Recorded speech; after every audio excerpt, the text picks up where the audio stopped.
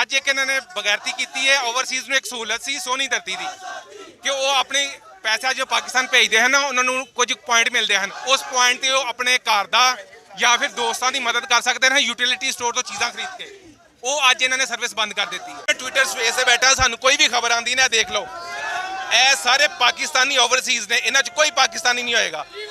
ਠੀਕ ਹੈ, ਇਹ ਕੀ ਕਰਦੇ ਨੇ 108 ਬੰਦੇ ਜਿਹੜੇ ਲੀਗਲ ਬੈਠੇ ਨੇ ਤੇ ਉਹ ਕਿ ਓਵਰਸੀਜ਼ ਪਾਕਿਸਤਾਨੀ ਇਮਰਾਨ ਖਾਨ ਨੂੰ ਕਿਉਂ ਪਿਆਰ ਕਰਦੇ ਨੇ।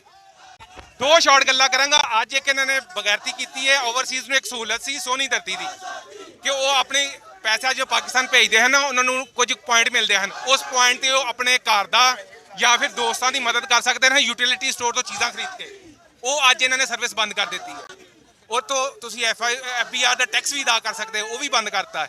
ਠੀਕ ਹੈ, टिकट भी बुक करवा सकते हो, अपना पासपोर्ट रिन्यू भी करवा सकते हो। ए खान साहब ने फैसिलिटी दी सी ओवरसीज पाकिस्तानियों को।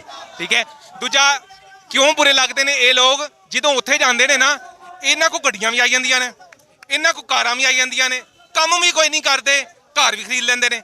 एक बंदा 30 साल तो 40 साल तो मियाँ भी काम कर रहे हैं, बच्चा भी काम कर रहा, वो बेचारे एक गड्डी नहीं लै सकते।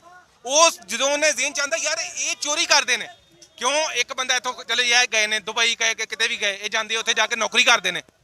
ठीक है, पता चलता यार नौकरी करते हैं, अपना गुजारा करते पे ने। ये उत्थे जाके कुछ भी नहीं करते और साडे तो चंगी याशी करते हैं। मैं 16 साल तो बाहर हाँ, मैं ओहो जी लाइफ नहीं गुजार सकता। कुछ नहीं करते नहीं, ये चोरी करके याशी करते हैं।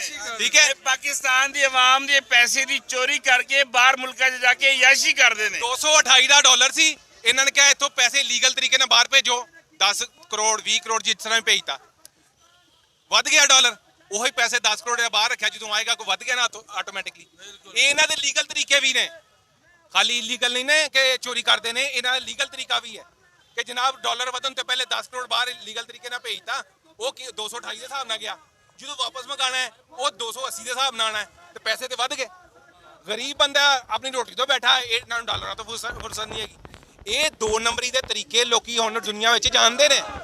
वो दुनिया के जो कोई मजदूर पढ़ा लिखा तबका देखता है ना कि इन्हों के किहड़े चैनल ने बगैरती दे और फ्राडी दे, वो फिर इन्होंने बुरा समझते हैं। बाहर बुरे बंदे ने बुरा कहना इज्जत का मुकाम है।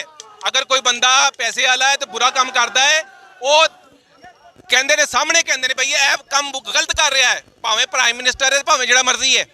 साडे ते जनाब जी इन्हों के नौकर नहीं मान, और नौकर आ रहा होंदा ते जनाब अपना गड्डियां दे उत्ते इन्हां दे ओ की कहंदे सूट लैके जा रहे होंदे ने।